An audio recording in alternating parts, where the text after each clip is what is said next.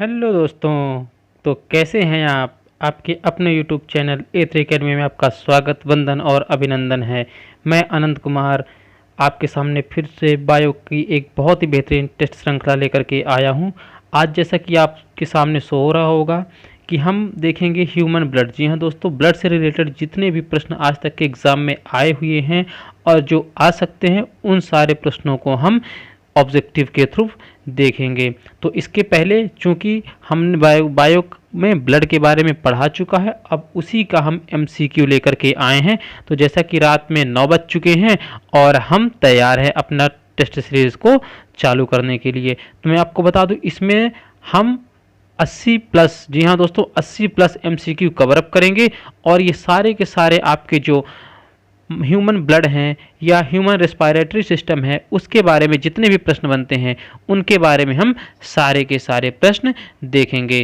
तो चलिए शुरू करते हैं। आपको करना क्या है, एक कॉपी पेन ले लेना है और कॉपी पेन ले करके बैठना है, क्योंकि आप देखना जितने 80 प्लस क्वेश्चन जब हम करेंगे तो आपके क्वेश्चन जितने सही होते हैं और आप 80 में से जितने मार्क्स पाते हो तो आपको कमेंट करना है कि आप अपने नाम के साथ कि आपके कितने सही हैं और कितने गलत हैं। इसलिए कोई भी वीडियो स्टार्ट करने से पहले या लाइव सेशन अटेंड करने से पहले आप सभी को कॉपी पेन लेकर के बैठना चाहिए, क्योंकि देखिए जैसे कोई युद्ध लड़ने जाता है तो उसका तलवार और बंदूक जो भी हथियार होते हैं भाला लेकर के जाता है। इसी तरह स्टूडेंट का जो हथियार होता है वो होती है कलम। जी हाँ दोस्तों, कलम यानी कि पेन और पेंसिल, इन चीज़ों को लेकर के ही हमेशा बैठना चाहिए। तो चलिए हम शुरू करते हैं। तो चलिए आपके सामने हम देखें कि मानव रक्त के महत्वपूर्ण प्रश्न 80 प्लस MCQ। तो अब आपके सामने आ गया होगा प्रश्न नंबर 1। प्रश्न नंबर 1 देखिए, प्रश्न नंबर 1 है, मानव रक्त किस प्रकार का ऊतक है? जी हाँ दोस्तों, मानव रक्त किस प्रकार का ऊतक है, यानी मानव का जो रक्त है वह कैसा टिश्यू है, आपको बताना है। ऑप्शन नंबर ए तरल संयोजी ऊतक, option number B fluid connective tissue, option number C उपरोक्त में से दोनों, या ऑप्शन नंबर डी इनमें से कोई नहीं। आपको मिलते हैं 10 सेकंड, जल्दी से सॉल्व करिए और कमेंट बॉक्स में करिए।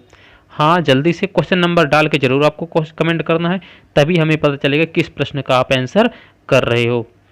तो चलिए, जिसका आया है ऑप्शन नंबर सी वह सही है, उपरोक्त में से दोनों, क्योंकि तरल संयोजी ऊतक को ही इंग्लिश में कहते हैं फ्लड कनेक्टिव टिश्यू। जी हाँ दोस्तों, तो जो इसका सही आंसर होगा वह होगा ऑप्शन नंबर सी। जिसका सी है वह 1 नंबर अपना काउंट कर ले। अब चलते हैं हम अगले प्रश्न की ओर। तो जो हमारा अगला प्रश्न है वह है, मानव शरीर में रक्त की मात्रा कुल वजन का कितने प्रतिशत होता है? जी हाँ दोस्तों, मानव शरीर में रक्त की कुल मात्रा आपको बताना है हमारे वजन का कितना प्रतिशत होती है। Option number A 7%, option number B 10%, option number C 15% या ऑप्शन नंबर डी 20%। आपको बताना है कितने प्रतिशत होता है, जल्दी से कमेंट करिए। क्वेश्चन नंबर 2 का आपको नंबर डालना है, ए बी सी या डी में से कौन सा होगा।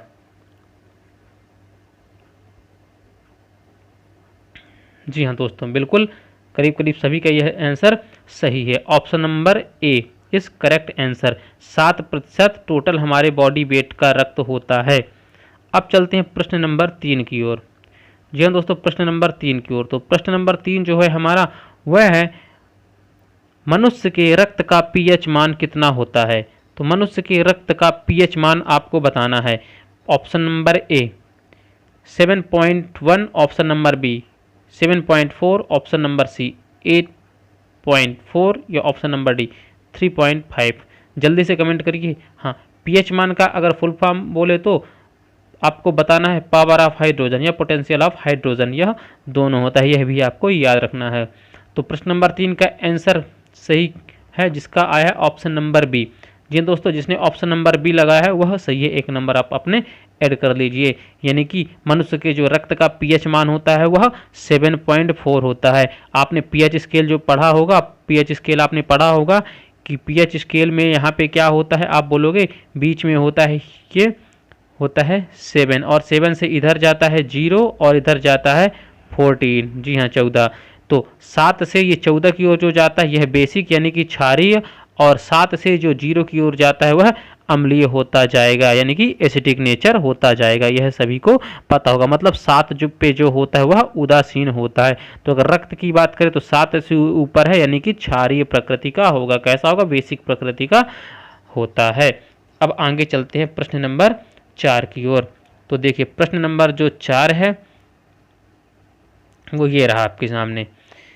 मनुष्य के रक्त का पीएच मान 7.4 होने के कारण रक्त क्या है? देखिए अभी मैं बताया हूं, जल्दी से कमेंट करिए।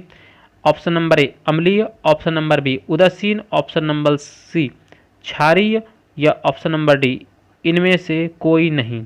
जल्दी से कमेंट करिए, जल्दी से। जी हाँ दोस्तों, जल्दी जल्दी कमेंट करिए, जल्दी से कमेंट करिए। प्रश्न नंबर 4 का आपको ऑप्शन लगाना, आंसर डालना है।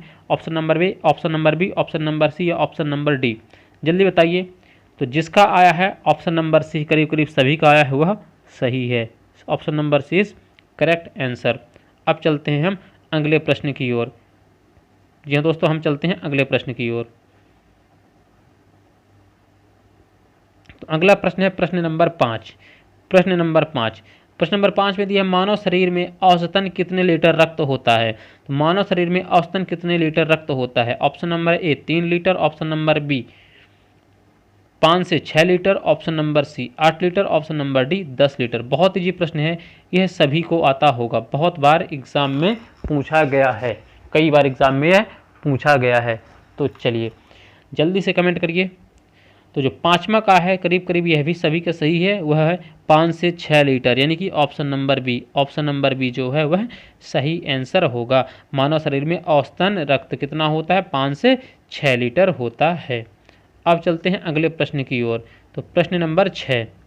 जी हाँ दोस्तों, प्रश्न नंबर 6। प्रश्न नंबर 6 है पुरुषों की तुलना में महिलाओं में रक्त कितना होता है? पुरुषों की तुलना में महिलाओं में रक्त कितना होता है? ऑप्शन नंबर ए समान होता है, मतलब कि महिला और पुरुष में रक्त समान होता है। ऑप्शन नंबर बी आधा लीटर कम होता है। ऑप्शन नंबर सी आधा लीटर ज़्यादा होता है। या ऑप्शन नंबर डी 2 गुना होता है। 2 गुना होता है। जल्दी से बताइए।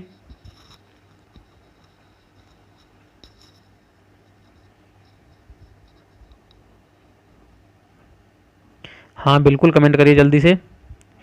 तो मैं आपको बता दूं कि जो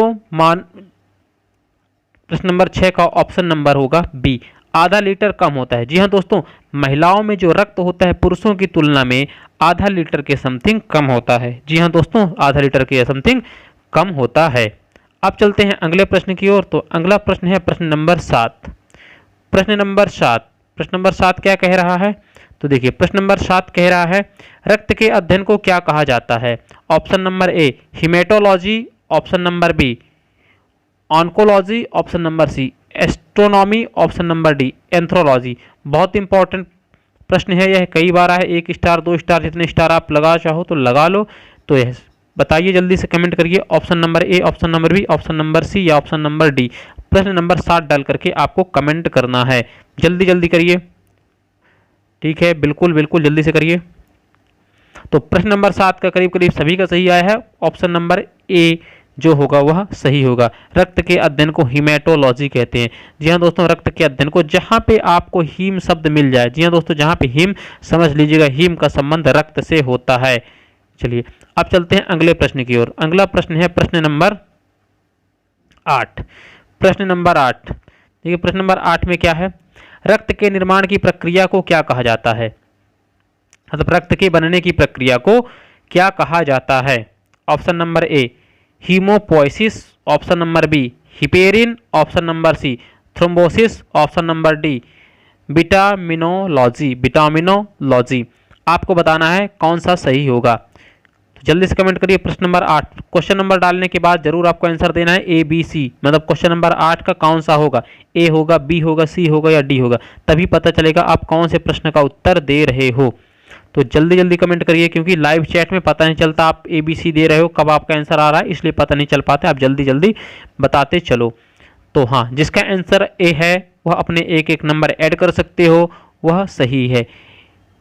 जो रक्त निर्माण की प्रक्रिया है उसे हीमोपोइसिस कहा जाता है। रक्त निर्माण की प्रक्रिया को हीमोपोइसिस कहा जाता है। अगले प्रश्न की ओर चलते हैं। तो अगला प्रश्न है प्रश्न नंबर 9। प्रश्न नंबर 9, तो देखिए प्रश्न नंबर 9 क्या कहता है, रक्त के कितने भाग होते हैं? रक्त के कितने भाग होते हैं? Option number A 1, option number B 2, option number C 3, option number D 4। जल्दी से कमेंट करिए, बहुत अच्छा प्रश्न है। रक्त के कितने भाग होते हैं? जल्दी जल्दी कमेंट करिए, रक्त के कितने भाग होते हैं? 1, 2, 3 या 4? प्रश्न नंबर 9 डाल करके आपको बताना है। तो जिनका जिनका 4 आ रहा है वह गलत है। रक्त के यहाँ पे भाग पूछा है या रक्त ग्रुप नहीं पूछा है। तो मैं बता दूं, रक्त के 2 भाग होते हैं, आपको पढ़ाया भी जा चुका है। एक होता है ठोस भाग और एक होता है लिक्विड भाग। तो जो लिक्विड भाग होता है वह प्लाज्मा कहलाता है और जो तरल भाग होता है वह रक्त कणिकाएं कहलाती हैं। तो तरल वाले भाग में ही क्या होता है, आरबीसी होता है, डब्ल्यूबीसी होता है और इसी में प्लेटलेट्स होता है। और इधर क्या होता है, आप बोलोगे इधर प्लाज्मा होता है, प्लाज्मा होता है। तो रक्त के यानी कि ब्लड के, आप बोलोगे ब्लड के 2 भाग होते हैं, एक होता है ठोस और एक होता है तरल, आपको बताना होगा, ठीक है ना। सॉरी, एक होता है लिक्विड भाग, ठीक है ना। चलिए ये आपको बताना है 2 भाग। तो ऑप्शन नंबर बी जिसका आया वह सही आंसर होगा। अगले प्रश्न की ओर चलते हैं। प्रश्न नंबर 10। प्रश्न नंबर 10 बहुत अच्छा प्रश्न है, देखिए। प्लाज्मा से फाइब्रोनोजन को निकाला जाता है तो शेष प्लाज्मा क्या कहलाता है? बहुत अच्छा प्रश्न है। प्लाज्मा से फाइब्रोनोजन को निकाला जाता है तो शेष प्लाज्मा क्या कहलाता है? जल्दी जल्दी कमेंट करिए, बिल्कुल जल्दी जल्दी करिए, स्पीड बढ़ाइए, नहीं वीडियो काफ़ी लंबा हो जाएगा। जल्दी जल्दी कमेंट करिए। प्रश्न नंबर 10 डाल करके आपको आंसर बताना है। प्रश्न नंबर 10 डाल करके आपको आंसर बताना है, जल्दी जल्दी करिए। तो जो प्रश्न नंबर 10 है वह हो जाएगा, जिसका ऑप्शन नंबर ए है वह सही हो जाएगा। क्या होगा? Option number A serum. जिसने सीरम लगाया वह सही होगा। मतलब कि अगर आप प्लाज्मा में से फाइब्रोनोजन को निकाल लेंगे तो प्लाज्मा क्या कहलाया जाएगा? सीरम कहलाएगा। मतलब कि अब वह रक्त को नहीं जमाएगा, क्योंकि फाइब्रोनोजन जो है प्रोटीन वही रक्त के जमाने में सहायक होता है। जब उसको निकाल देंगे तो रक्त नहीं जमने वाला है, ठीक है ना। चलिए अगले प्रश्न की ओर चलते हैं। प्रश्न नंबर 11। प्रश्न नंबर 11 है,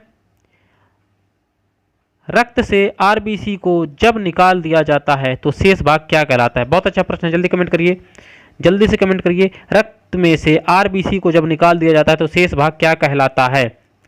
जल्दी से, जिसने हमारी क्लास अगर देखी है वह पूरे के पूरे क्वेश्चन को सॉल्व कर लेगा। जी हाँ दोस्तों, यह प्रश्न जितने मैं उठाया हूँ यह सभी एग्जाम में आए हुए हैं और इससे ज़्यादा बाहर रक्त में से कोई भी क्वेश्चन नहीं बनने वाला, ये हमसे लिख करके ले लीजिए।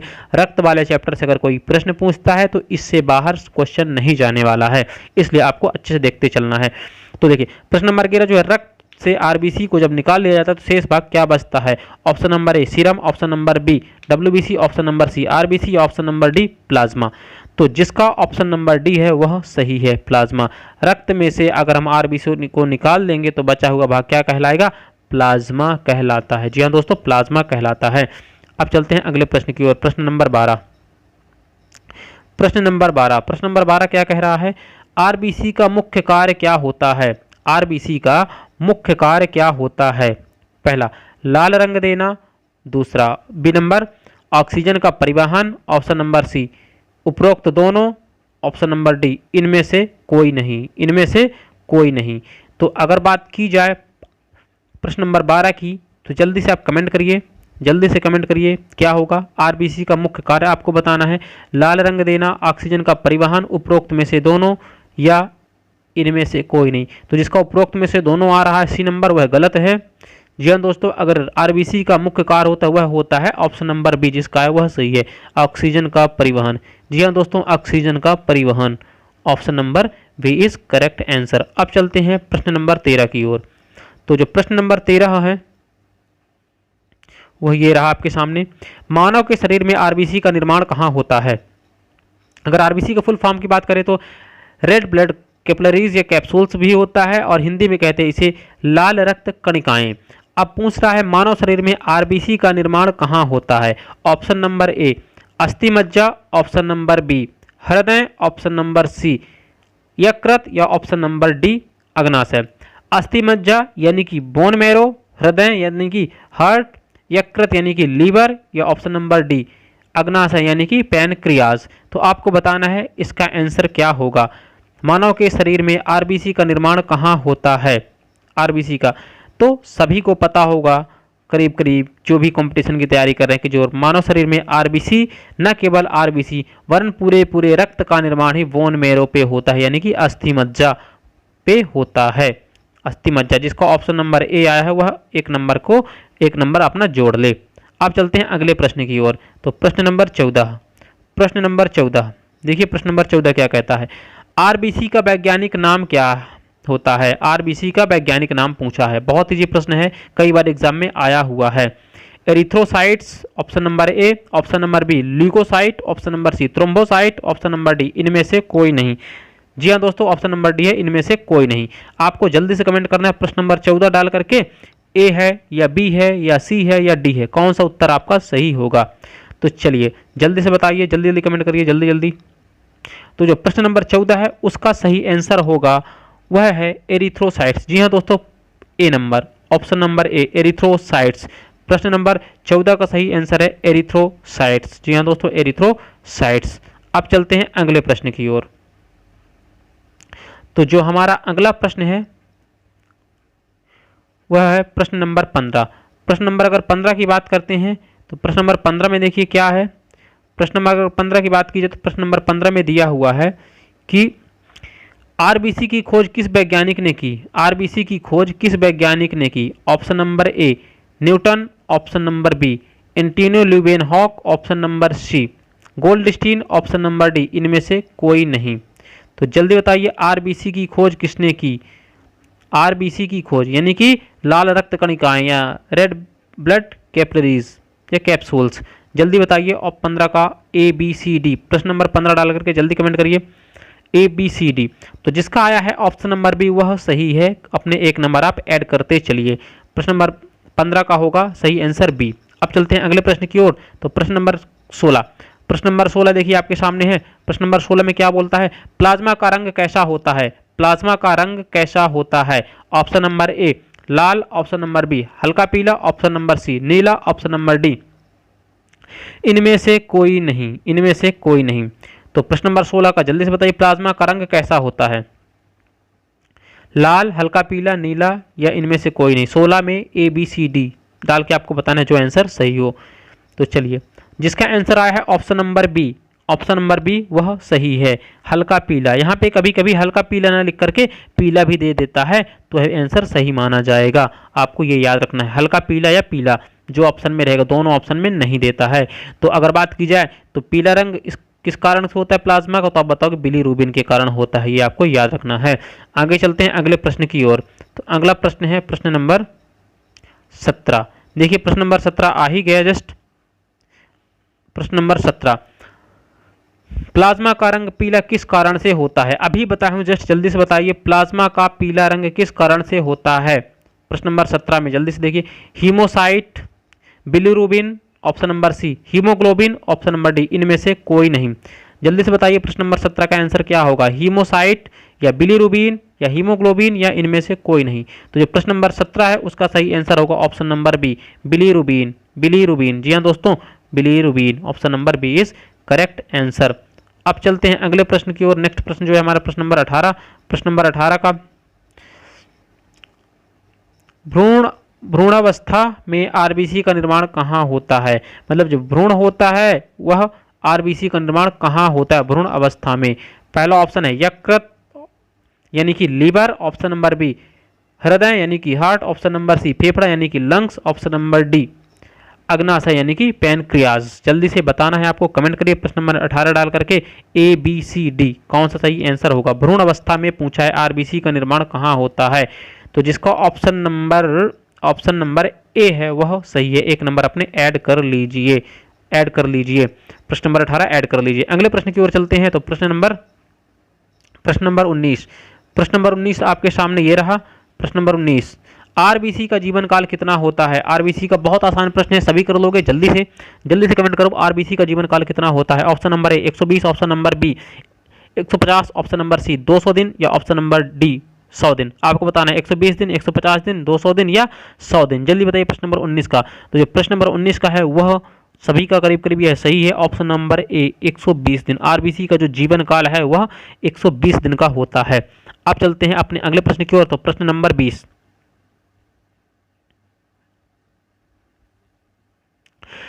मानव शरीर में आरबीसी का विनाश कहाँ होता है? जी हाँ दोस्तों, अभी आपने निर्माण देखा, अब विनाश बताना है। मानव शरीर में आरबीसी का विनाश कहाँ होता है?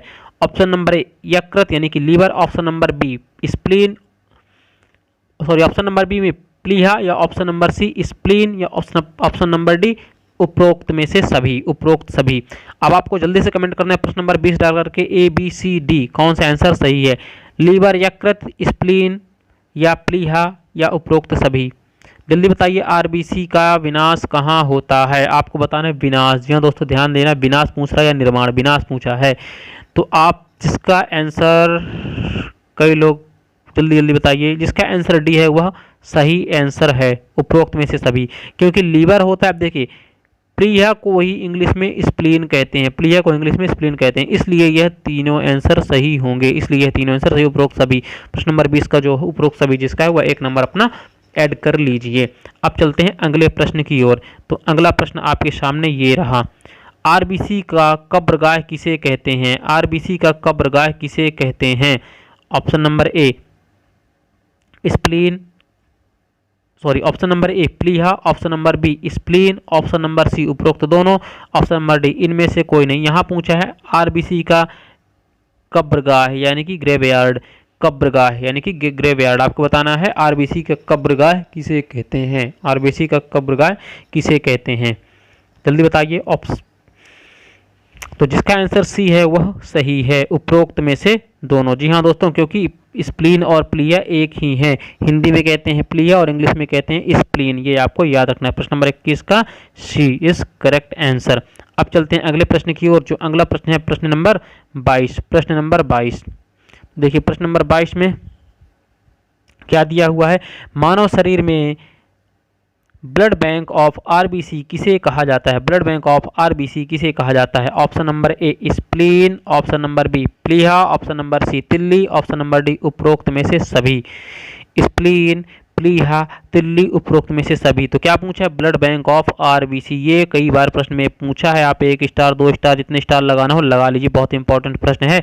तो जो प्रश्न नंबर 22 है उसका सही आंसर है option number D, option number D. क्योंकि आप ये याद रखिएगा स्प्लीन, प्लीहा और तिल्ली यह तीनों एक ही हैं, मतलब स्प्लीन और प्लीहा और तिल्ली कोई अलग अलग अंग नहीं, यह एक ही अंग हैं, यह एक ही बॉडी पार्ट के 3 अलग अलग नाम हैं। तो चाहे आपको स्प्लीन मिला आज पेपर में आ जाए, या प्लीहा आ जाए, या तिल्ली आ जाए, तीन में से कोई भी आ जाएगा, आपका आंसर सही होगा। तीनों आ जाएंगे तो उपरोक्त सभी, 2 आएंगे तो उपरोक्त दोनों, ऐसे ऑप्शंस मिलते हैं। चलिए अब चलते हैं अगले प्रश्न की ओर। तो प्रश्न नंबर 23, जी दोस्तों प्रश्न नंबर 23। प्रश्न नंबर 23 ये रहा आपके सामने, पहाड़ों पर जाने से आरबीसी की संख्या पर क्या फर्क पड़ता है? बहुत अच्छा प्रश्न है। पहाड़ों पर जाने से आरबीसी की संख्या पर क्या फर्क पड़ता है? प्रश्न नंबर 23, पहला ऑप्शन नंबर ए बढ़ जाती हैं, ऑप्शन नंबर बी कम हो जाती हैं, ऑप्शन नंबर सी कोई फर्क नहीं पड़ता, ऑप्शन नंबर डी इनमें से कोई नहीं।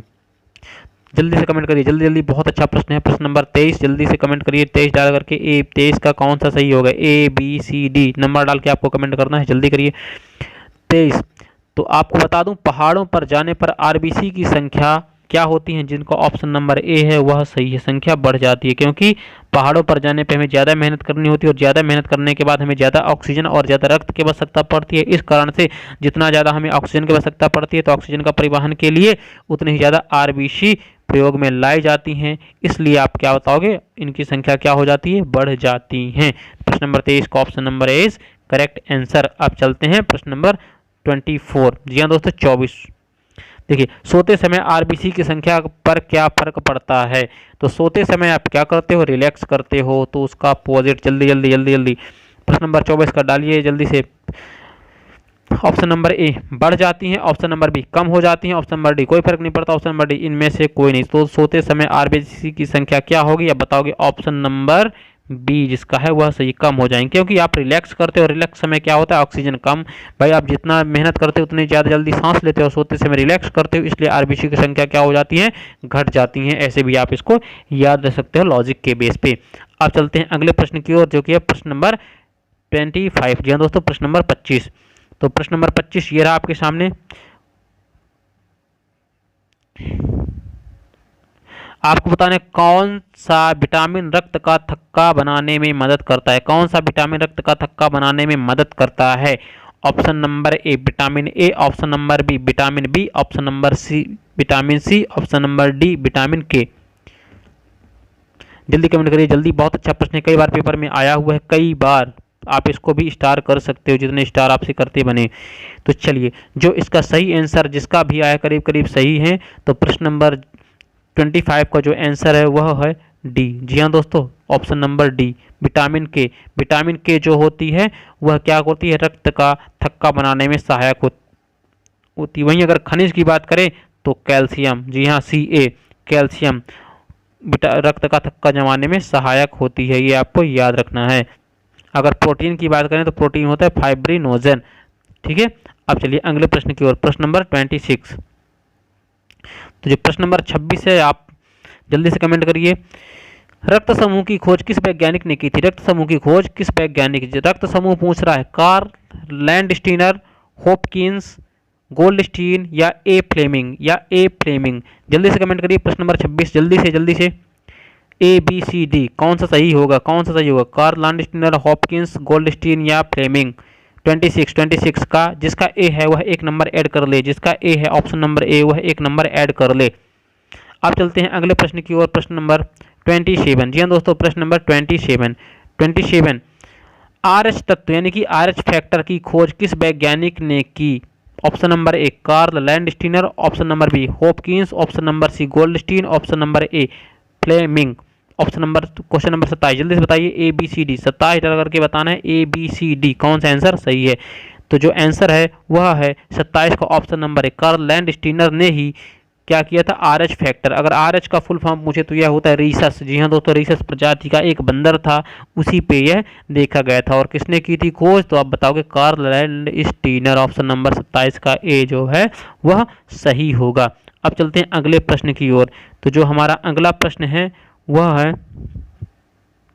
प्रश्न नंबर 28। जी हाँ दोस्तों, प्रश्न नंबर 28।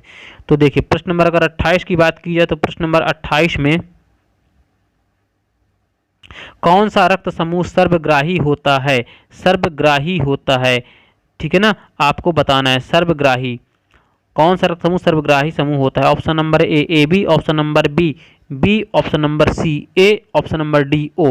आपको बताना है कौन सा रक्त समूह सर्वग्राही, ठीक है ना, आपको बताना है सर्वग्राही मतलब यूनिवर्सल एक्सेप्टर कौन सा है, आपको बताना है 28 में। तो आप बताओगे जो सर्वग्राही मतलब कौन होगा, आप बताओगे जिसका आंसर ए ऑप्शन नंबर ए है वह सही है। ए बी जो रक्त समूह होता है वह सर्वग्राही होता है। अब चलिए अगला प्रश्न है प्रश्न नंबर 29 मतलब कि 29। प्रश्न नंबर 29 यानी कि 29 आपके सामने ए बी रक्त समूह सर्वग्राही रक्त समूह कहलाता है क्योंकि, सर्वग्राही देखिए यहाँ पे बता भी दिया सर्वग्राही कहलाता है क्योंकि ऑप्शन नंबर ए कोई एंटीजन न होने के कारण, ऑप्शन नंबर बी कोई एंटीबॉडी नहीं होने के कारण, ऑप्शन नंबर सी उपरोक्त दोनों, ऑप्शन नंबर डी इनमें से कोई नहीं। बहुत अच्छा प्रश्न है, जल्दी से बताइए 29 में कौन सा सही होगा, जल्दी से सोचिए देखिए। तो जो ए बी रक्त समूह है वह सर्वग्राही इसलिए कहलाता है क्योंकि इसमें एंटीबॉडी नहीं होता है, इसमें कोई भी एंटीबॉडी नहीं होता है। प्रश्न नंबर 29 का जो बी है वह सही आंसर होगा, मतलब कि जिसमें एंटीजन और एंटीबॉडी हमेशा एक दूसरे के विपरीत होते हैं, यानी कि अगर एंटीबॉडी ए होगा तो एंटीजन बी होगा, हमेशा एक दूसरे के विपरीत होते हैं, साथ में कभी भी एंटीजन और एंटीबॉडी नहीं होते हैं। आप ज़्यादा डिटेल में हमारी क्लास को देख सकते हैं प्लेलिस्ट में जा करके, या उस ब्लड ग्रुप वाले जो पूरी की पूरी मैंने टेबल के थ्रू पढ़ाया है उस वाले में आप जाओगे, ब्लड में से जो पार्ट 5 है जी पार्ट 5 है वहाँ पे आप देख करके इसको अच्छे तरीके से समझ सकते हो उसकी डिस्क्रिप्शन में मैं लिंक दे दूंगा। अब चलते हैं अगले प्रश्न की ओर।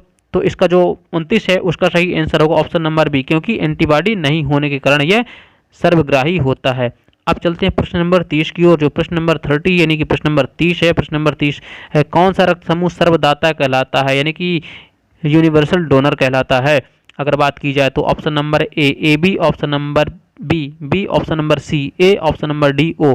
तो आप बताओगे कौन सा रक्त समूह सर्वदाता कहलाता है। तो सर्वदाता कौन सा कहलाएगा आप बताओगे। जो रक्त समूह ओ है वह सर्वदाता कहलाता है, वह सर्वदाता। मैं आपको बता दूं जो मानव का रक्त समूह होता है उसको हम एबीओ सिस्टम में पढ़ते हैं। जी हाँ दोस्तों, मानव का रक्त समूह किस में कहलाता है आप बोलोगे एबीओ सिस्टम के अंतर्गत मानव का रक्त समूह होता है। और इसके अंतर्गत जो मानव के रक्त के समूह होते हैं वह कितने प्रकार के होते हैं आप बोलोगे 8 प्रकार के, 4 पॉजिटिव और 4 निगेटिव, 4 पॉजिटिव और 4 निगेटिव। लेकिन मुख्यतः कितने होते हैं, मुख्य 4 ही होते हैं और 4 के ही फिर दो दो पॉजिटिव निगेटिव बांट दिया जाता है तो 8। तो अगर मुख्य रूप से बोला जाए तो 4 प्रकार होते हैं और वैसे 8 प्रकार होते हैं।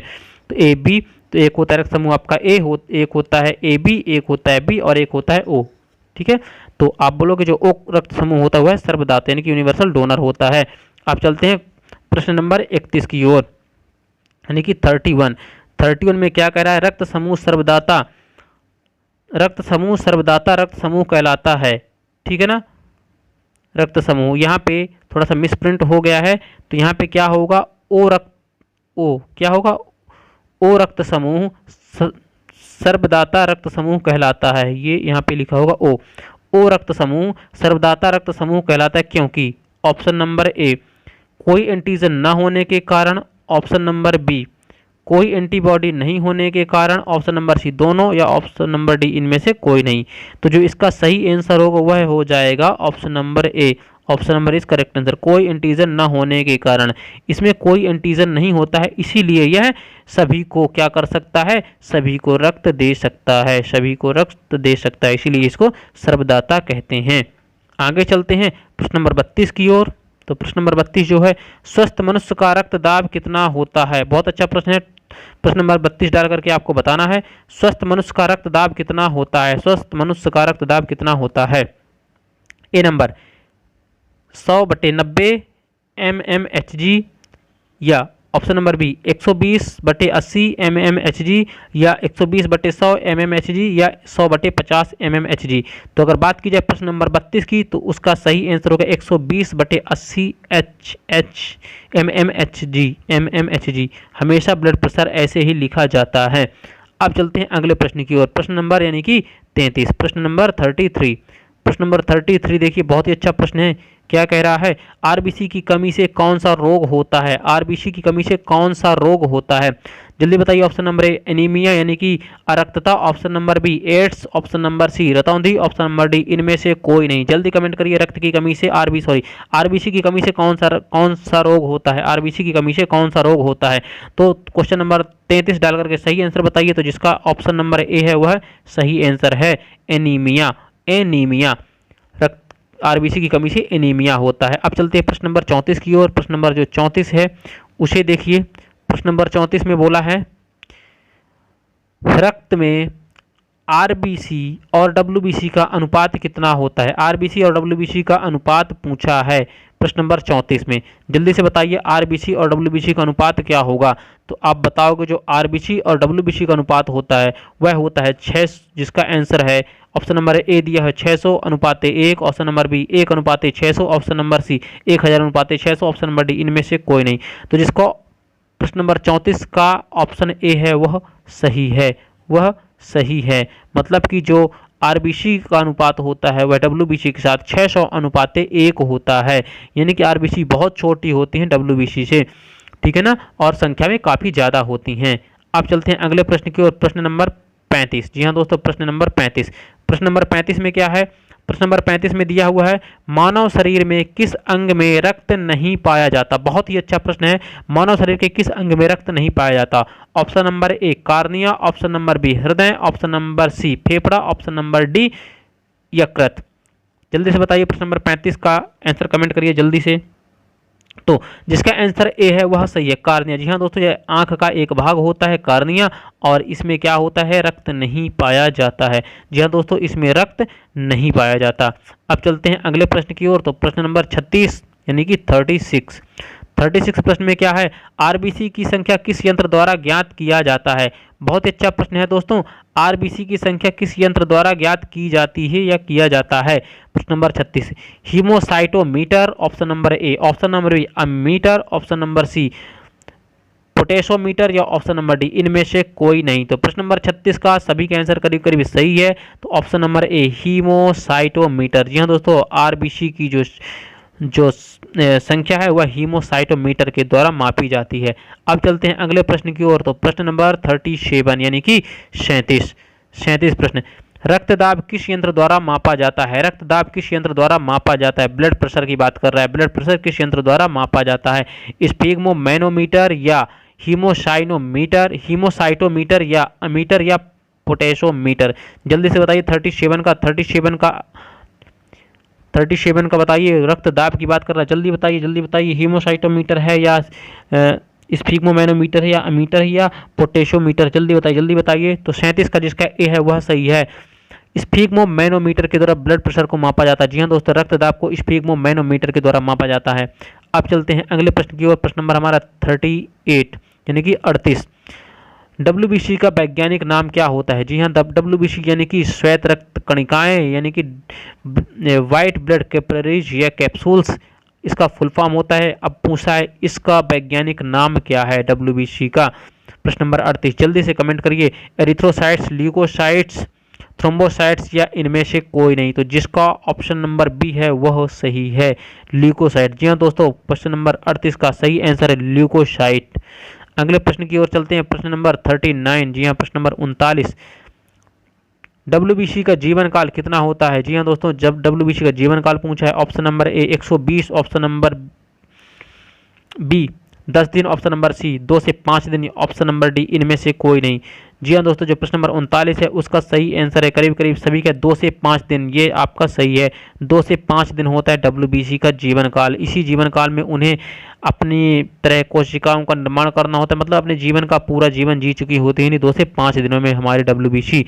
अब चलते हैं अगले प्रश्न की ओर, जो कि है प्रश्न नंबर 40। जी हाँ दोस्तों, प्रश्न नंबर 40 जल्दी से देखिए, आपके सामने आ गया। मानव शरीर के रक्त में सबसे ज़्यादा डब्ल्यूबीसी कौन सी पाई जाती है। जी हाँ दोस्तों, ये सारे डब्ल्यूबीसी के प्रकार हैं, हमारे वीडियो में आप देख सकते हैं डिटेल में जा करके। इसलिए मैं कहता हूँ कि ये जो टेस्ट सीरीज ला रहे हैं उन्हीं की ला रहे हैं, जो वीडियो आपको, जो चीज़ें आपको पढ़ाई जा चुकी हैं, ठीक है ना। तो आप हमारे प्ले लिस्ट में जा करके बायो बारे में ब्लड में जितने भी 5 वीडियो मैं बनाया हूँ 5 पार्ट में, और इनको अगर आप अच्छे से देख करके नोट्स बना लोगे तो ये सारे प्रश्न आप चुटकियों में सॉल्व कर सकते हो, ठीक है ना। अब चलते हैं जो हमारा प्रश्न नंबर 40 है, मानव शरीर में रक्त में सबसे ज़्यादा डब्ल्यूबीसी कौन सी पाई जाती है। देखो option number A neutrophils, option number B monocyte, option number C lymphocyte, option number D basophils. तो जो 40 का सही आंसर है, जल्दी कमेंट करिए ABCD, 40 नंबर डाल के ABCD कमेंट करिए 40। तो जो सही आंसर है वह है न्यूट्रोफिल्स। जी हाँ दोस्तों, ऑप्शन नंबर ए इस करेक्ट आंसर। मानव शरीर के रक्त में सबसे ज़्यादा न्यूट्रोफिल्स पाई जाती हैं। कैसी डब्ल्यूबीसी, तो न्यूट्रोफिल्स डब्ल्यूबीसी सबसे ज़्यादा पाई जाती हैं। अब चलते हैं अगले प्रश्न की ओर। प्रश्न नंबर जो है वह है प्रश्न नंबर 41 यानी कि 41। मानव शरीर में रक्त में सबसे कम डब्ल्यूबीसी कौन सी पाई जाती है। अभी हमने सबसे अधिक देखा था, अब सबसे कम कौन सी डब्ल्यूबीसी पाई जाती है। Option number A neutrophils, option number B monocyte, option number C lymphocyte, option number D basophils. जल्दी कमेंट करिए, जल्दी स्पीड में। तो जो 41 का जिसका ऑप्शन नंबर डी है वह सही है, बेसोफिल्स। जी हाँ दोस्तों, बेसोफिल्स।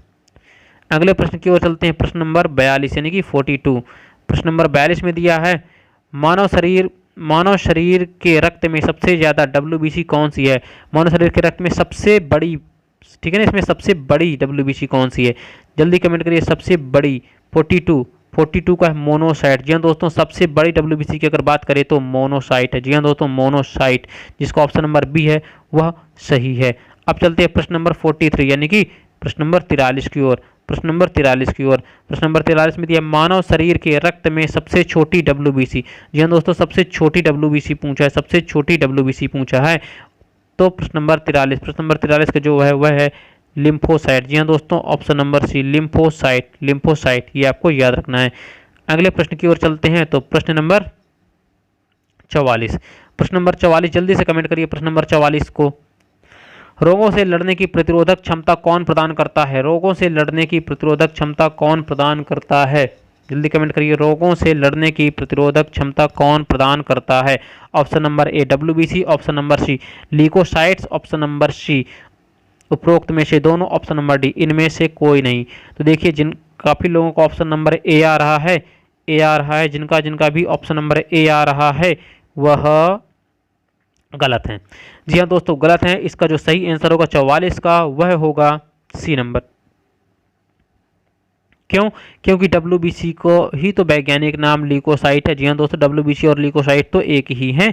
तो केवल कंफ्यूजन के लिए यहाँ पे, और यह प्रश्न आया हुआ है यहाँ पे क्या होगा, इसलिए प्रश्न को अच्छे से पढ़िए। उपरोक्त में से दोनों, तो रोगों से लड़ने की प्रतिरोधक क्षमता कौन देता है? WBC या ल्यूकोसाइट, दोनों एक ही हैं।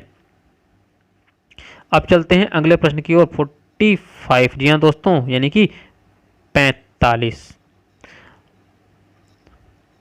आगे देखिए, एलर्जी से निपटने के लिए कौन सा WBC कार्य करता है? एलर्जी किसकी बात हो रही है? एलर्जी की बात कर रही है। जहाँ दोस्तों, एलर्जी से निपटने के लिए WBC, कौन सा WBC कार्य करता है? WBC के मैंने 5 प्रकार बताए थे, ठीक है ना। तो उन्हीं में से पूछा है, तो आपको बता दूं जो एलर्जी से निपटने के लिए वह होता है बेसोफिल्स, जिसका आया है ऑप्शन नंबर ए, वह सही है बेसोफिल्स। जी हाँ दोस्तों, बेसोफिल्स।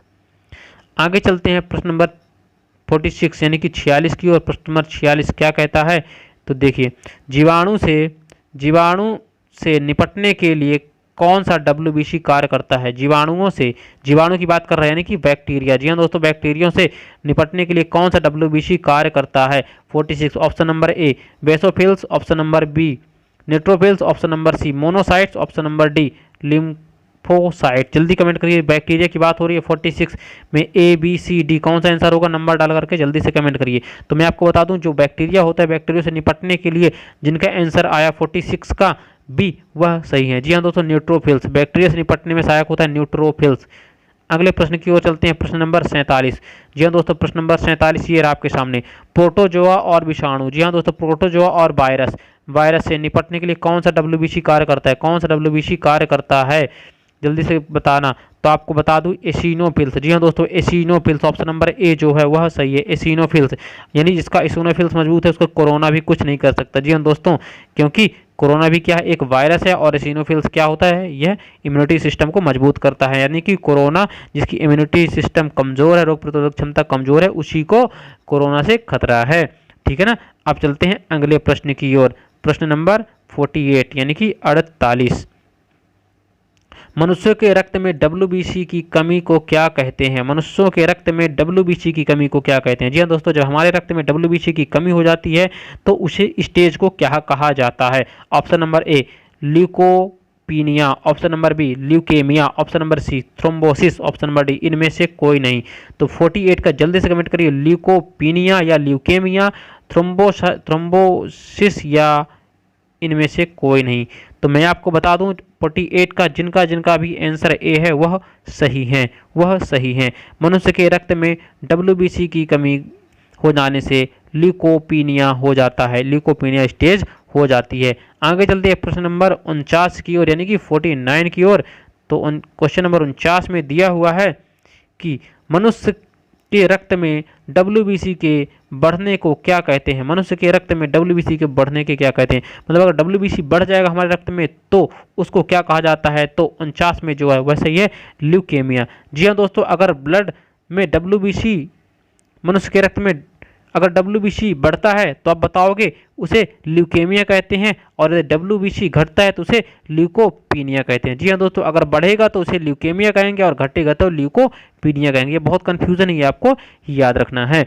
आगे चलते हैं प्रश्न नंबर 50 की ओर। जी हाँ दोस्तों, प्रश्न नंबर 50 यानी कि 50, ये रहे प्रश्न नंबर 50 आपका। मनुष्य के रक्त में WBC के बढ़ने से कौन सी बीमारी होती है? जब हमारे रक्त में WBC बढ़ जाता है तो कौन सी बीमारी होती है? Option number A blood cancer, option number B AIDS, option number C रतौंधी, ऑप्शन नंबर डी इनमें से कोई नहीं। जल्दी कमेंट करिए जल्दी से। तो जो प्रश्न नंबर 50 है जल्दी जल्दी कमेंट करिए। मनुष्य के रक्त में जब WBC बढ़ जाएगी तो कौन सी बीमारी होगी? जी हाँ दोस्तों, WBC के बढ़ने से आपको बता दूं ब्लड कैंसर होगा, ब्लड कैंसर होगा, ये आपको याद रखना होगा। आगे प्रश्न की अगर बात करें तो 51, जी हाँ दोस्तों 51 प्रश्न में क्या बोला है? प्लेटलेट्स यानी कि बिंबाणु का वैज्ञानिक नाम क्या है? यहाँ पे प्लेटलेट्स को बिंबाणु कहते हैं, उनका आपको वैज्ञानिक नाम बताना है। Option number A erythrocytes, option number B leucocytes, option number C thrombocytes, option number D इनमें से कोई नहीं। जल्दी से कमेंट करिए। प्लेटलेट्स का वैज्ञानिक नाम पूछा है 51 का, ए होगा या बी होगा या सी होगा या डी होगा? तो जिसका आंसर है ऑप्शन नंबर सी, वह सही है, वह सही है। मैं आपको बता दूं जो आरबीसी होती हैं, आरबीसी का वैज्ञानिक नाम है क्या? एरिथ्रोसाइट्स। जी हाँ दोस्तों, यह आरबीसी का वैज्ञानिक नाम है।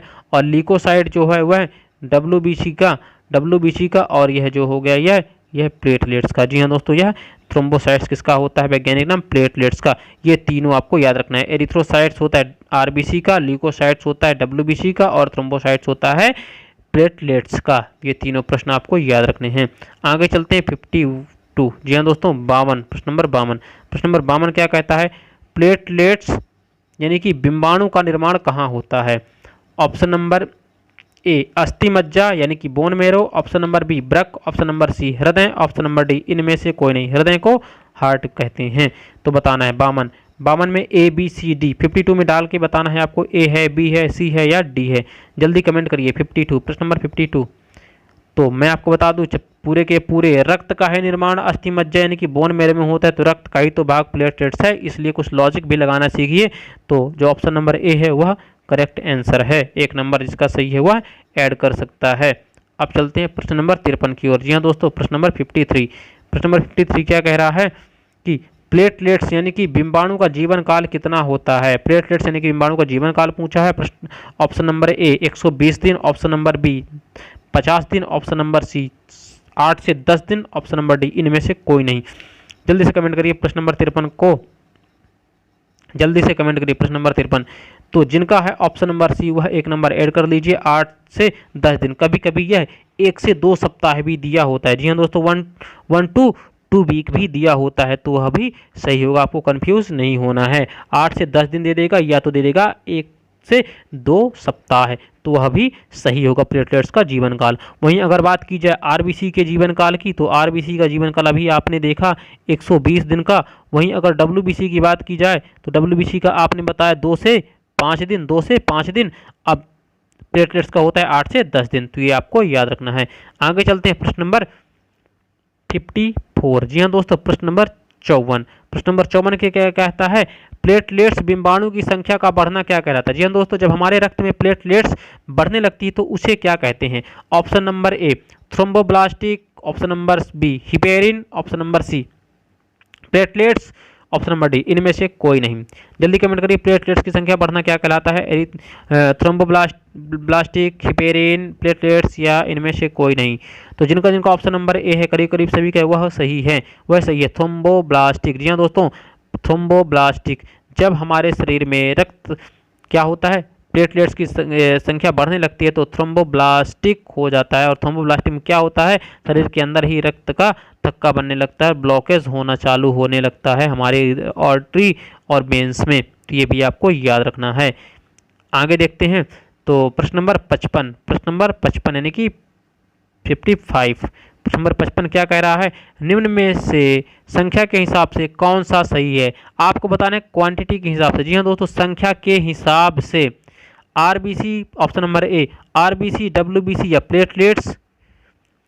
दूसरा है option number B RBC, platelets या WBC, option number C WBC, RBC, platelets या डी इनमें से कोई नहीं। तो यहाँ पे संख्या के हिसाब से पूछा दोस्तों, संख्या के हिसाब से तो आप बताओगे सबसे ज़्यादा संख्या होती है हमारे रक्त में आरबीसी की। जी हाँ दोस्तों, आरबीसी की, क्योंकि यह सबसे छोटी होती हैं। उसके बाद क्या होता है, उसके बाद आप बताओगे प्लेटलेट्स क्या होती हैं, प्लेटलेट्स, और देन लास्ट में क्या होती हैं, डब्ल्यूबीसी। क्योंकि डब्ल्यूबीसी संख्या में सबसे बड़ी होती हैं, इसलिए यह कम होती हैं। तो जो जिनका आंसर बी है वह सही है। 55 का ऑप्शन नंबर बी जो है वह सही है, आरबीसी, प्लेटलेट्स और डब्ल्यूबीसी। तो एक नंबर आप ऐड कर लीजिए। अब चलते हैं प्रश्न नंबर 56 यानी कि 56 की ओर। प्रश्न नंबर 56 में क्या कह रहा है, निम्न में से आकार के हिसाब से कौन सा सही है। अब यहाँ पे आकार के हिसाब से पूछ लिया, आकार के हिसाब से। Option number A RBC WBC platelets, option number B RBC platelets WBC, option number C WBC platelets या आरबीसी, ऑप्शन नंबर डी इनमें से कोई नहीं। जो 56 का सही आंसर, जल्दी कमेंट करिए, जल्दी कमेंट करिए। तो यह आकार पूछा, तो आकार में सबसे बड़ी होती है डब्ल्यूबीसी, फिर होती हैं प्लेटलेट्स और फिर होती हैं आरबीसी। मैंने बताया था अगर आकार में पूछेगा तो सबसे बड़ी डब्ल्यूबीसी, फिर प्लेटलेट्स और फिर आरबीसी, और संख्या में पूछेगा तो उल्टा कर देना है, सबसे ज़्यादा आरबीसी, फिर प्लेटलेट्स, फिर डब्ल्यूबीसी। तो आकार और संख्या में विपरीत हैं यह ब्लड सेल्स जो भी हैं, ठीक है ना, आरबीसी, डब्ल्यूबीसी और प्लेटलेट्स, ठीक है ना। आकार की अगर बात करें तो सबसे बड़ी डब्ल्यूबीसी होती हैं, फिर प्लेटलेट्स, फिर आरबीसी, और संख्या में बोलेंगे आप खुद ही देखो कि जो आकार में छोटी हैं वह संख्या में ज़्यादा होंगी, जो आकार में बड़ी हैं वह संख्या में कम होंगी। ये आपको याद रखना है। आगे चलते हैं प्रश्न नंबर 57 में। आप प्लीज़ हमारे इस सेशन को शेयर करते चलिए अपने फ्रेंडों को, जिससे क्या होगा, हमें भी मोटिवेशन मिलता है। देखिए जल्दी जल्दी शेयर करते चलिए, अभी जो व्यूज़ हैं व्यूज़ बढ़ते जाएंगे। जल्दी से हमारा लाइव सेशन चल रहा है, आप इसको जल्दी से ज़्यादा शेयर करते चलिए। बिल्कुल काफ़ी टाइम, 1 घंटा हो रहा है, इतनी मेहनत कर रहे हैं, आप इसको प्लीज़ शेयर कर दीजिए। और ये जो व्यूअर्स हैं इनको बढ़ाइए जल्दी से प्लीज़ शेयर इट। अब चलते हैं प्रश्न नंबर 57 की ओर। प्रश्न नंबर 57 क्या है, मानव रक्त में सबसे ज़्यादा पाए जाने वाला कोशिका कौन सा है। जी हाँ दोस्तों, सबसे ज़्यादा पाए जाने वाला कोशिका, तो 57 का जो है वह देखिए, option number A RBC, option number B WBC, option number C platelets, option number D इनमें से कोई नहीं। तो जो प्रश्न नंबर 57 है उसका सही आंसर है, क्या पूछा है यहाँ पे, आपसे पूछा है सबसे ज़्यादा, यानी कि संख्या की बात कर रहा है सबसे ज़्यादा, तो आप बताओगे आरबीसी। जी हाँ दोस्तों, आरबीसी सबसे ज़्यादा संख्या में पाया जाता है कोशिका में, ठीक है ना, रक्त कोशिका में। अब देखिए प्रश्न नंबर 58। प्रश्न नंबर 58 क्या कह रहा है, प्रश्न नंबर 58 कह रहा है मानव रक्त में सबसे कम पाया जाने वाला कोशिका कौन सा है। सबसे कम पाए जाने वाला कोशिका कौन सा है, तो जो 58 है, अब देखिए मैंने बताया कि सबसे कम, जो आकार में सबसे बड़ा होगा, और आकार में सबसे बड़ा कौन सा था, जल्दी बताइए। Option number A RBC, option number B WBC, option number C platelets, option number D इनमें से कोई नहीं।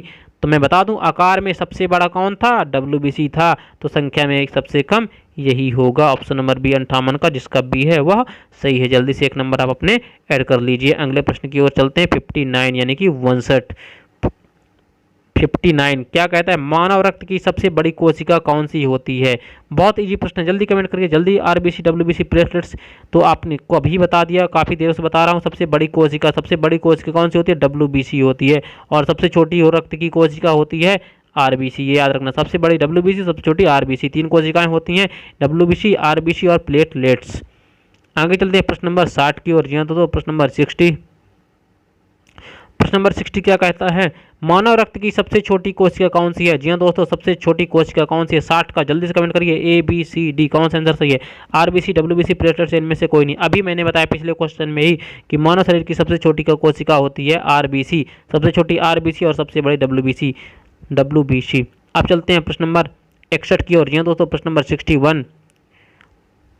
नंबर 61, काकरोच का रंग कैसा होता है। काकरोच के रक्त का, जल्दी से बताइए, काकरोच का रक्त का रंग कैसा होता है। ऑप्शन नंबर ए सफ़ेद, ऑप्शन नंबर बी लाल, ऑप्शन नंबर सी काला, ऑप्शन नंबर डी इनमें से कोई नहीं। 61 का ये प्रश्न आए हुए हैं, जल्दी से बताइए। 61 का ए बी, हाँ इसके करीब करीब सभी का सही आंसर आ रहा है। तो बता दूं काकरोच का जो रक्त होता है वह सफ़ेद रंग का होता है, जिसका ऑप्शन नंबर ए है वह सही है, सफ़ेद रंग का होता है। अब चलते हैं प्रश्न नंबर 62। प्रश्न नंबर 62, प्रश्न नंबर 62 जो है, जल्दी से कमेंट करिए। काकरोच का जो रक्त का रंग सफ़ेद किस कारण से होता है। आपको बताना है, रक्त का सफ़ेद आपने बता दिया होता है, लेकिन आप बताइए किस कारण से उसका रक्त सफ़ेद होता है। Option number A haemoglobin, option number B haemolymph, option number C thrombosis, option number D इनमें से कोई नहीं। 62 का जल्दी से कमेंट करिए कौन सा होगा। काकरोच के रक्त का सफ़ेद रंग किस कारण से होता है, तो बता दो जल्दी से। 62 का होगा बी हीमोलिम्फ। जी हाँ दोस्तों, 62 का बी। अगले प्रश्न की ओर चलते हैं। 63, जी हाँ दोस्तों, प्रश्न नंबर 63। प्रश्न नंबर 63 ये रहा आपके सामने। ऑक्टोपस का रक्त का रंग कैसा होता है। जी हाँ दोस्तों, ऑप्शन नंबर ए नीला, ऑप्शन नंबर ए लाल, ऑप्शन नंबर बी नीला, ऑप्शन नंबर सी सफ़ेद, ऑप्शन नंबर डी काला। जल्दी से कमेंट करिए ऑक्टोपस का रक्त का रंग कैसा होता है? जी हाँ दोस्तों, करीब करीब सभी का सही है। तो जो ऑक्टोपस है उसके रक्त का जो रंग होता है वह होगा नीला। जी हाँ दोस्तों, 63 का जिसका ऑप्शन नंबर बी है वह सही है। अपना एक नंबर ऐड कर लीजिए। अब चलते हैं अगले प्रश्न की ओर। प्रश्न नंबर 64, जी हाँ 64। मनुष्य का रक्त का रंग लाल किस कारण से होता है? अब आपको बताने, जो हमारा रक्त होता है वह लाल रंग होता है, किस कारण से होता है? Option number A haemoglobin, option number B haemolymph, option number C thrombosis, option number D इनमें से कोई नहीं। जल्दी, तो यह भी करीब करीब सभी का सही है। तो मैं बता दूं, जो हमारा शरीर है, हमारे शरीर के रक्त का लाल रंग होता है वह हीमोग्लोबिन के कारण होता है। जी हाँ दोस्तों, हीमोग्लोबिन के कारण होता है, जिसमें हीम लोह का तत्व होता है और ग्लोबिन एक प्रोटीन होता है। ये आपको याद रखना है। आगे चलते हैं प्रश्न नंबर 65 की ओर। जी हाँ दोस्तों, यानी कि 65 प्रश्न की ओर। तो जो 65 प्रश्न नंबर है उसका कमेंट करिए जल्दी से आंसर। रक्त का थक्का जमाने वाला मुख्य प्रोटीन होता है। जी हाँ दोस्तों, रक्त का थक्का यानी कि ब्लड क्लॉटिंग जमाने वाला मुख्य प्रोटीन कौन सा है? Option number A thrombin, option number B fibrin, option number C fibrinogen, option number D इनमें से कोई नहीं। जल्दी बताइए, जल्दी से बताइए 65 का कौन सा आंसर सही होगा? थ्रोम्बिन, फाइब्रिन, फाइब्रिनोजन या इनमें से कोई नहीं। जल्दी जल्दी जल्दी 65 का आपको नंबर डालना है 65, फिर बताना है ए बी सी डी, जो आंसर सही हो। तो जिनका जिनका ऑप्शन नंबर सी है वह एक नंबर ऐड कर सकता है, यानी कि फाइब्रिनोजन। जी हाँ दोस्तों, फाइब्रिनोजन, 65 का फाइब्रिनोजन। अब चलते हैं अगले प्रश्न की ओर। तो अगला प्रश्न है प्रश्न नंबर 66। जी हाँ दोस्तों, 66 यानी कि 66। तो इसमें देखिए, किसकी उपस्थिति के कारण रक्त शरीर के अंदर नहीं जमता? तो यह करीब करीब सभी को पता होगा कि हमारे शरीर में देखिए क्या होता है कि जब हमको चोट लगती है तो हमारे शरीर के बाहर जो भी घाव होता है उसमें रक्त बहुत जल्दी जम जाता है। लेकिन देखिए, हमारे शरीर में रक्त हमेशा भरा हुआ रहता है, तो वह क्यों नहीं जमता? तो आपके मन में यह प्रश्न जरूर आता होगा कि शरीर के अंदर रक्त क्यों नहीं जमता। तो मैं आपको बता दूं, option number A heparin, option number B serum, option number C RBC, option number D WBC. बताइए कौन सा? तो मैं आपको बता दूं हिपेरिन। हिपेरिन हमारे रक्त में पाया जाता है, जिसका निर्माण लीवर के द्वारा किया जाता है। हिपेरिन को लीवर के द्वारा निर्मित किया जाता है और यह हमारे रक्त में उपस्थित होता है, जिस कारण से हमारा रक्त शरीर के अंदर नहीं जमता है। तो 66 का जिसका ऑप्शन नंबर ए है वह सही है। हिपेरिन का अगर निर्माण की बात की जाए तो निर्माण होता है लीवर यानी कि यकृत में, ये आपको याद रखना है। आगे चलते हैं प्रश्न नंबर 67। जी हाँ दोस्तों, 67 प्रश्न क्या कहता है? एंटीजन कितने प्रकार के होते हैं?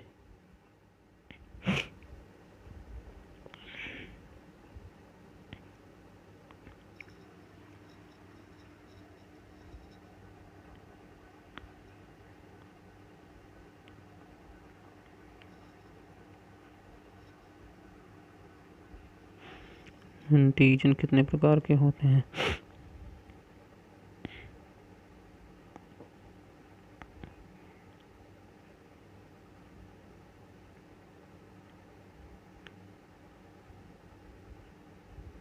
एंटीजन कितने प्रकार के होते हैं? एंटीजन, ठीक है, जल्दी से बताइए, जल्दी से। सॉरी, एंटीबॉडी पूछे, एंटीबॉडी कितने प्रकार के होते हैं? 67 एंटीबॉडी कितने प्रकार के होते हैं? जल्दी से बताइए, एंटीबॉडी कितने प्रकार के होते हैं? 67। Option number A 1, option number B 2, option number C 3, option number D 4। जल्दी से बताइए, जल्दी से जल्दी से। तो जो 67 है उसका सही आंसर होगा ऑप्शन नंबर बी। जी हाँ दोस्तों, ऑप्शन नंबर बी का दूसरा। एंटीबॉडी दो प्रकार के होते हैं, एंटीबॉडी ए और एंटीबॉडी बी। एंटीबॉडी ए और एंटीबॉडी बी दो प्रकार के होते हैं। अब चलते हैं 68, प्रश्न नंबर 68। प्रश्न नंबर 68 क्या कहता है? एंटीजन कितने प्रकार के होते हैं?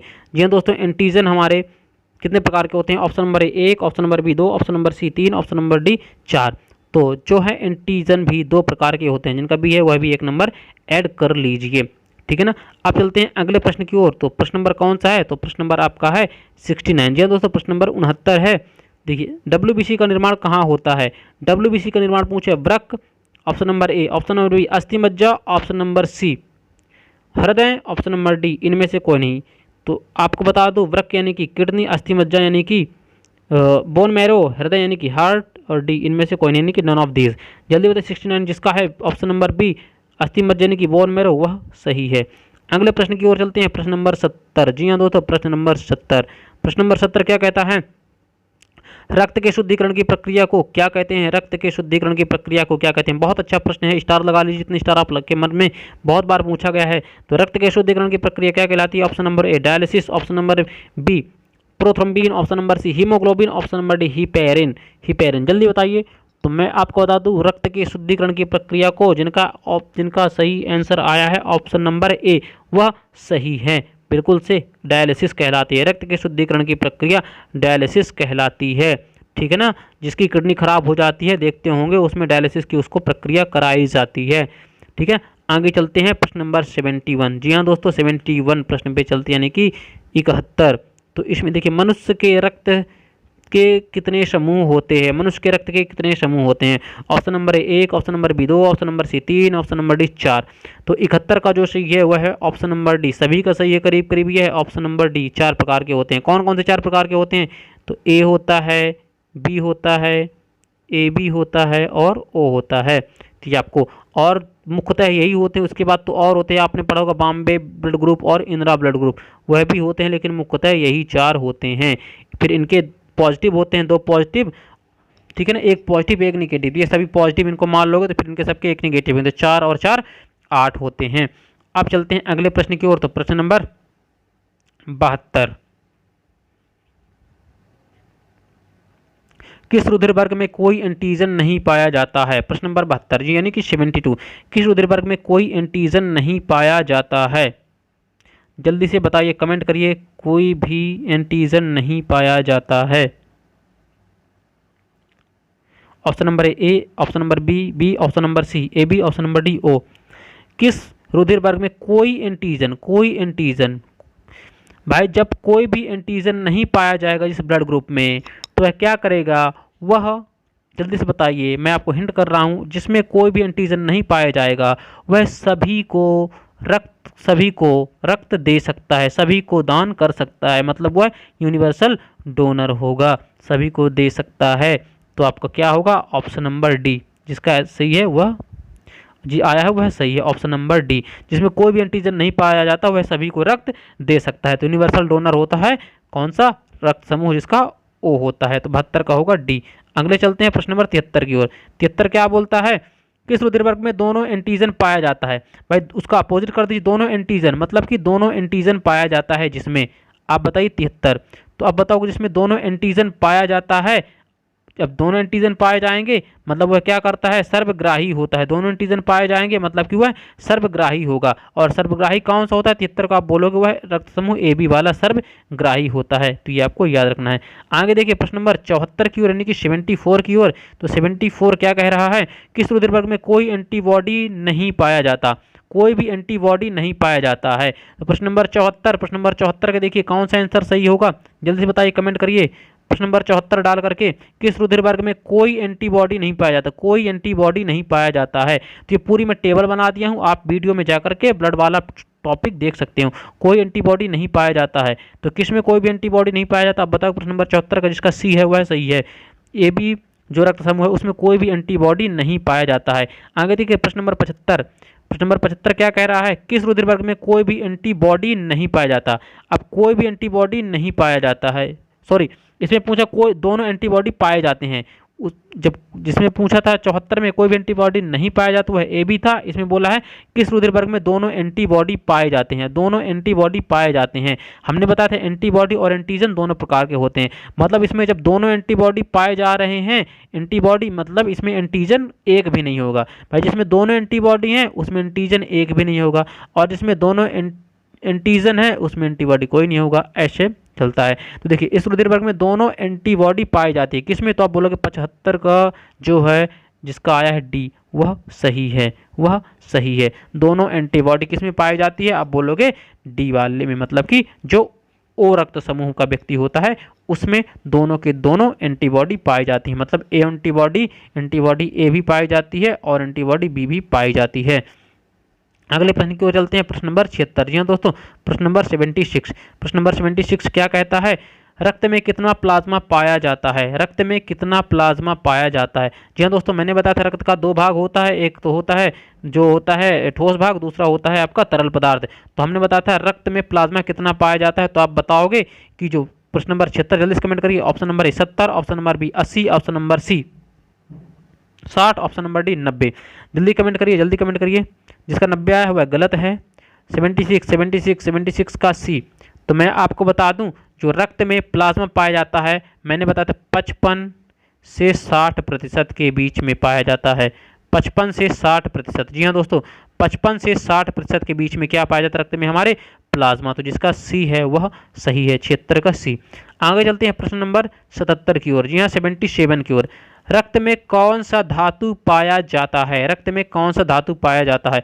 ऑप्शन नंबर ए लोहा, ऑप्शन नंबर बी सोना, ऑप्शन नंबर सी उपरोक्त में से दोनों, ऑप्शन नंबर डी इनमें से कोई नहीं। इनमें से कोई नहीं।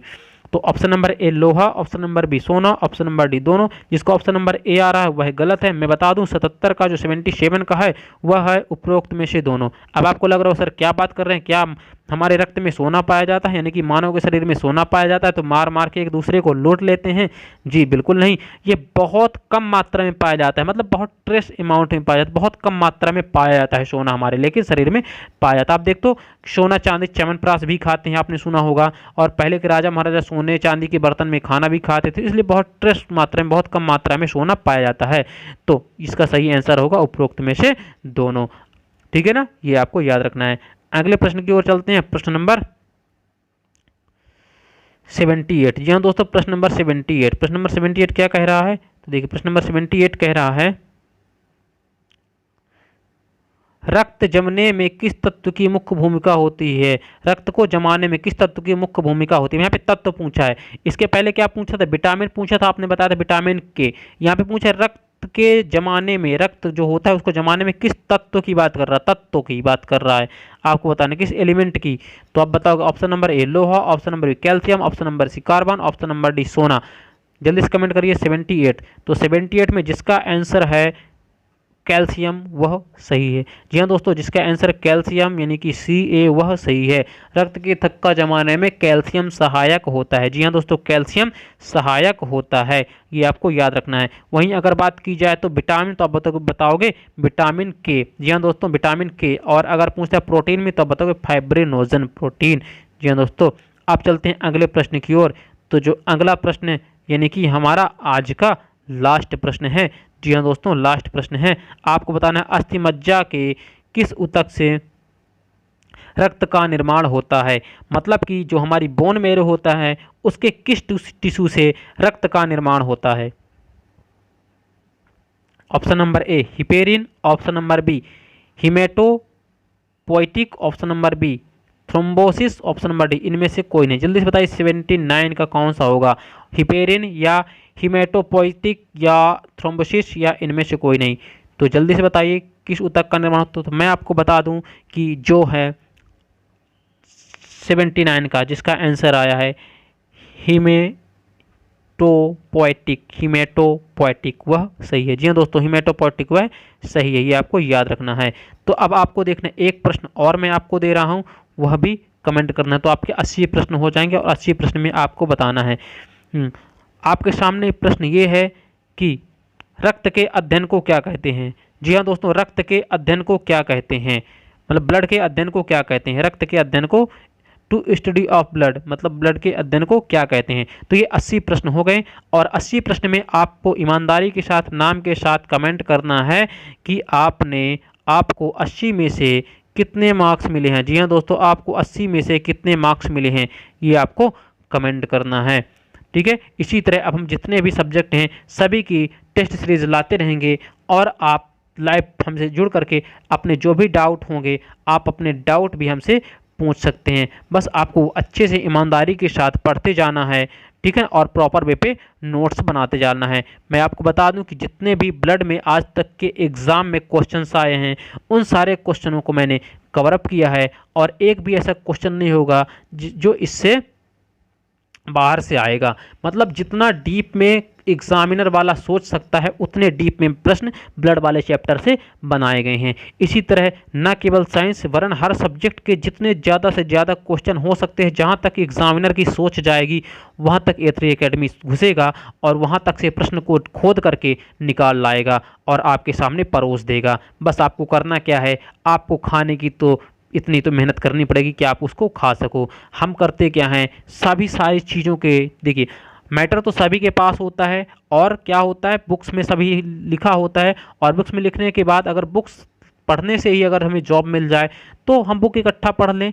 हमें एक अच्छी किताब के साथ साथ एक अच्छे गुरु और एक अच्छे गाइडेंस की आवश्यकता पड़ती है। तो हम आपका वही गाइड करने का कार्य करते हैं, मेहनत आपको ही करनी होगी। जी हाँ दोस्तों, आपको पूरी ईमानदारी के साथ, लगन के साथ, निष्ठा के साथ पढ़ाई करनी पड़ेगी, तभी आपको जॉब मिलेगी, क्योंकि तैयारी तो करने वाले बहुत ज़्यादा हैं, तो आपको उनमें से बेस्ट निकलना पड़ेगा, तभी आपको जॉब मिलेगी। तो चलिए, आपने बहुत अच्छे तरीके से आंसर दिए। मैं बहुत खुश हूँ कि आपने इतनी देर तक हमारे साथ बने रहें। अब बस आप सभी खुश रहिए, मस्त रहिए और पढ़ते रहिए। गुड नाइट, शुभ रात्रि, थैंक यू, जय हिंद, जय भारत।